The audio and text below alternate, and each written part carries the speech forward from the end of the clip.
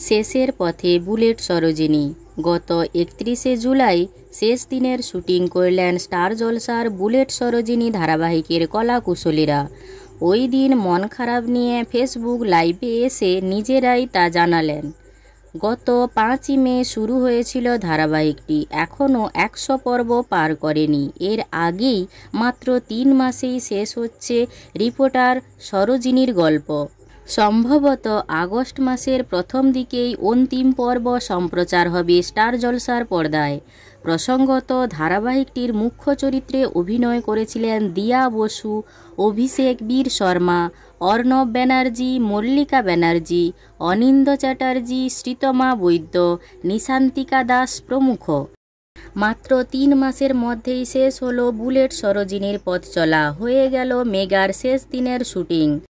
মন খারাপ কলাকুশলীদের। বৃহস্পতিবার পর্দার সরোজিনী অর্থাৎ দিয়া বসু আর রণজয় অর্থাৎ অভিষেক বীর শর্মা লাইভ করে অনুরাগীদের সেই খবর ভাগ করে নিলেন। দিয়া বলেন, আজ বুলেট সরোজিনী ধারাবাহিকের শেষ শ্যুট হয়ে গেল, এরপর থেকে আর এই চরিত্রগুলো হবে না। আমাদের জার্নিটা ছোট হতে পারে, কিন্তু খুবই স্মরণীয় হয়ে থেকে যাবে।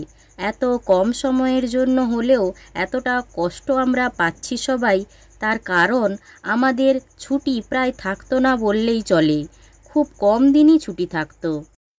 এরপরই অভিষেক বলেন, আমরা প্রায় 24 ঘন্টাই কাজ করতাম, তারপর 4 থেকে 5 ঘন্টা গ্যাপ পেতাম, তারপর আবার শ্যুট করতাম। তারই কথা রেস্ট নেই দিয়া বলেন, ফলে বোঝাই যাচ্ছে আমরা এই মেগার সব কলাকুশলীরাও এক পরিবার হয়ে গিয়েছিলাম। আমরা মেকআপ রুমেও খুব আনন্দ করে সময় কাটাতাম।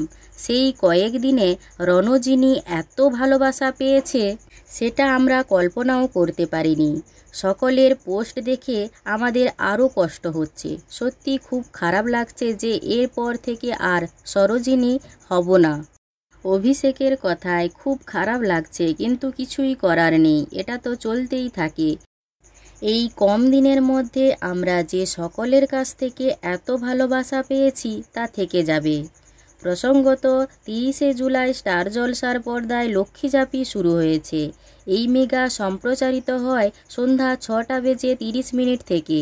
এই সময়ে আগে গীতা এলএলবি ধারাবাহিক সম্প্রচারিত হতো।